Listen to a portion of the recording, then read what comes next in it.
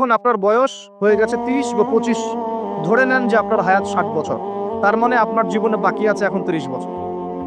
এই যে 30 বছর আপনি নষ্ট করেছেন বা চলে গেছে, চোখ বন্ধ করে চিন্তা করবেন এই 30 বছরে কত ওয়াক্ত নামাজ পড়েছেন, কতদিন রোজা রেখেছেন, এই 30 বছরে 30টা আয়াত আপনি পড়েছেন কি না, এই 30 বছরে 30টা সূরা আপনি শিখেছেন কিনা, 30 বছরে আপনি 30টা ইসলামিক বই পড়েছেন কিনা, আপনি নবীর 30টা হাদিস পড়েছেন কিনা, 30 দিন জামাতের সাথে নামাজ পড়েছেন কিনা, 30 দিন দিনের দাওয়াত দিয়েছেন কিনা, 30টা দিন দান সদকা করেছেন কিনা।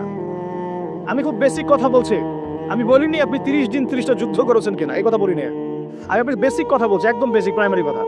আপনি 30 দিন নামাজ পড়েছেন কিনা, 30টা রোজা ঠিক মতো রাখছেন কিনা, আপনি কি 30 বার মেয়েকে দেখে চোখ নামাতে পেরেছেন কিনা, আপনি কি 30টা সূরা শিখেছেন কিনা, 30 বার আপনি কি রাসূলের জীবনী পড়েছেন কিনা, তার হাদিস পড়েছেন কিনা, আপনি কি নবী সাল্লাল্লাহু আলাইহি ওয়াসাল্লামের স্ত্রীদের নাম জানেন কিনা, তার জীবনী জানেন কিনা, আকীদা কি জিনিস আপনি জানেন কিনা, 30টা মাসলা মাসাইল আপনি বোঝেন কিনা। আপনি চিন্তা করবেন আজকে, এই একটা চিন্তা আপনার জীবনটাকে বদলে ফেলবে ইনশাআল্লাহ।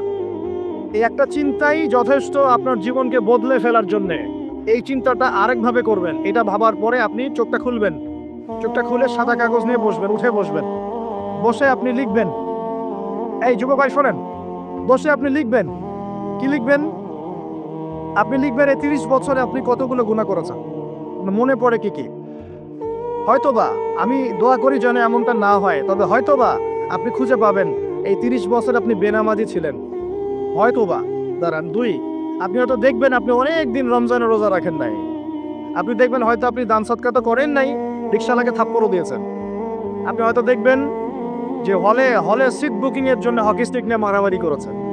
আপনি হয়তো দেখবেন যে 30 বছরে 30টা মেয়ের সাথে সম্পর্ক করা শেষ।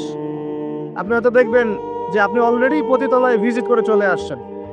আপনি 30 দিন, এই 30 বছরে 30 বার কমপক্ষে এই মাদকের আসরে বসেছিলেন, এবং 30 বছরের বহু সময় আপনি অনলাইনে নষ্ট করেছেন, পর্নোগ্রাফি দেখে নষ্ট করেছেন, গোপনে পাপ করেছেন, হ্যাঁ, আর অনেক কিছুই করেছেন। আপনি হয়তো এটা খুঁজে পাবেন। মিথ্যা বলেছেন, প্রতারণা করেছেন, মাপে কম দিয়েছেন, অন্যের উপর অত্যাচার করেছেন। আপনি আপনার যৌবনকে কাজে লাগিয়ে, এই শক্তিটাকে কাজে লাগিয়ে আপনি ইসলামের বিরুদ্ধাচরণ করেছেন, হয়তো এটাও পাবেন। এই একটা চিন্তা যদি করতে পারেন, এখন আপনার সামনে এখন রাস্তা দুটা। আপনার বাকি বয়স আছে এখন 30 বছর, বলে আসলে সময়ের কসম, আপনার সময়, আপনার জীবনের সময়টাকে মূল্যায়ন করতে হবে। সময়ের কসম, হয় যদি আমার 30 বছর বাকি থাকে এখন, এই বাকি যে আছে কি না আমিও জানি না, কেউ জানে? অনিশ্চিত পরীক্ষার হল, কেউ জানে না খাতা কখন কেড়ে নেওয়া হবে। আর এটা কারাগারের জীবন, মানে কারাগারে বসে কেউ নিজের মন গড়া পদ্ধতিতে চলতে পারে না, যেরকম রুটিন সেরকম চলতে হয়। কারাগারের জীবনে বসেই আপনি সুদ খাচ্ছেন, কারাগারে বসেই ঘুষ খাচ্ছেন, কারাগারে বসেই জেনা করছেন, কারাগারে বসেই বেনামাজি থাকছেন, কারাগারে বসেই হোয়াটসঅ্যাপে মেসেঞ্জারে মেয়েদের সাথে প্রেম করছেন, কারাগারে বসে। এটা কারাগারের জীবন। কারাগারের জীবন যদি বাকি থাকে আর 20-30 বছর, আপনার সামনে এখন রাস্তা তিনটা। এক, আপনি কি গতানুগতিক যেভাবে চলেছেন সেভাবেই শেষ করবেন জীবনটা? যদি শেষ করে দেন, তাহলে পৃথিবীর ইতিহাস থেকে আপনার নাম একদিন মুছে যাবে। আপনি একাই কবরে শুয়ে থাকবেন, আপনার আত্মা ইল্লিনে না গিয়ে সিজ্জিনে চলে যাবে। পৃথিবীর কোনো মানুষ আপনাকে মনে রাখবে না, আপনি একা একাই আযাব ভোগ করতে থাকবেন, কেউ আপনাকে বাঁচাতে আসবে না। এবং এই আযাব একবার শুরু হলে কোনোদিনও শেষ হবে না, কোনোদিনও না। কবরেও, হাসরেও, বারজাখেও, এবং আপনার জাহান্নামে। এটা একটা অপশন। 2 নম্বর অপশন, আপনি নিজেকে সংশোধন করলেন, সংশোধন করে গতানুগতিক মুসলিম হলেন। গতানুগতিক মুসলিম কেমন?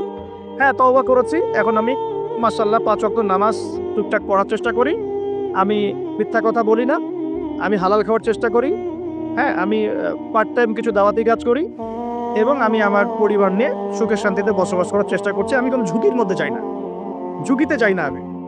মানে আমি সৎ কাজেও আদেশ করি, কিন্তু ঝুঁকিতে যাই না। মানে কোনো কিছু, এমন কোনো কিছু করি না যাতে আমার উপর কোনো বিপদ আসবে, এটাতে আমি যাই না। এটা গতানুগতিক মুসলিম চলছে। আর একটা হচ্ছে সমাজ পরিবর্তনকারী মুসলিম। এরা কেমন? এরা নিজেরা তো জ্ঞান অর্জন করেই এবং জ্ঞান অনুযায়ী আমলও করে, তারা সৎ কাজে আদেশও করে, একই সাথে অসৎ কাজে নিষেধও করে। সত্যটাকে নির্ভীকতার সাথে, সাহসিকতার সাথে, হিকমার সাথে সবার সামনে উপস্থাপন করে, আল্লাহর কাছে দোয়া করে এবং সমাজটাকে পরিবর্তন করে ফেলার চেষ্টা করে। এরা হচ্ছে আহসান, সবচেয়ে উত্তম শ্রেণী। কিভাবে বললাম উত্তম শ্রেণী? নবীজি বলছেন তোমাদের সামনে একটা জামানা আসবে, এটাও শেষ জামানা হাদিস। তোমাদের সামনে একটা জামানা আসবে, জামানা সবরিন, কঠিন সবরের জামানা। ঈমান ধরে রাখা হাতে জ্বলন্ত আগুন ধরে রাখার মতো হবে। ওই সময় যদি তোমরা কেউ আমার সুন্নতের উপর অটল থাকতে পারো, আমার মৃত সুন্নতকে আবার জীবিত করতে পারো, তাহলে 50 জন শহীদ সাহাবীর নেকি পাবে ইনশাআল্লাহ। এরা সমাজ পরিবর্তনকারী মানুষ।